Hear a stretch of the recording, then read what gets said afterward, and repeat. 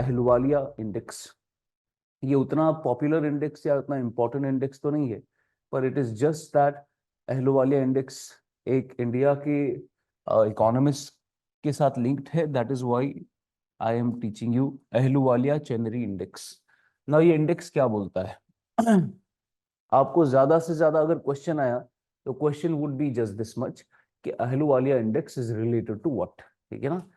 तो nobody would ask you inside जाकर कि बताइए ये कैसे होता है ना। अहलुवालिया इंडेक्स ये बताता है that we know that India में और किसी भी जगह पर जब आप जाते हैं, we know that you are having registering higher and higher growth. जब आप higher and higher growth register करते हो, does that mean all the country is growing? No. Kuznets ने क्या कहा था, जैसे आप ग्रोथ कमाते हैं वैसे वैसे इनइक्वालिटी भी बढ़ जाता है।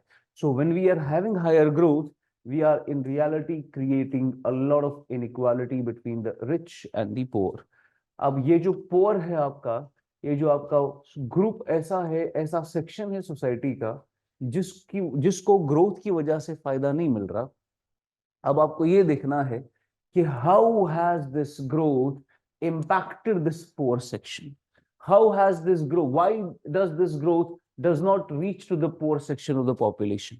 तो जब आप इस ग्रोथ का इंपैक्ट देखेंगे पोर पॉपुलेशन पर, वो आपको एक्चुअल ग्रोथ में एडजस्ट करना पड़ेगा। What do I mean by that? For example, the growth figures are showing that India की जो ग्रोथ है that is 9%।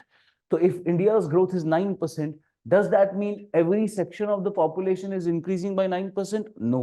So there is a small percentage जिनका बहुत अच्छा ग्रोथ हो रहा है, but there is another percentage जिनका ग्रोथ नहीं हो रहा है। So what you will do now is इस 9% ग्रोथ को आप एडजस्ट करोगे। क्या करोगे? एडजस्ट करोगे इन सेक्शंस से जिनका नेगेटिव इंपैक्ट पड़ा है इसकी वजह से। तो जब आप इसको एडजस्ट करोगे तो लेट सपोज वो गिरकर 7% पे आ जाएगा, तो 7% की ग्रोथ आपको देगा अहलुवालिया इंडेक्स। तो अहलुवालिया इंडेक्स देखता है इंपैक्ट जो पड़ता है बाकी सेक्शंस पर। मैं पढ़कर बताऊंगा आपको क्लियर होगा। नाउ जीडीपी में grow but the distribution of economic resource in fact may worsen, making the rich richer and poor poorer.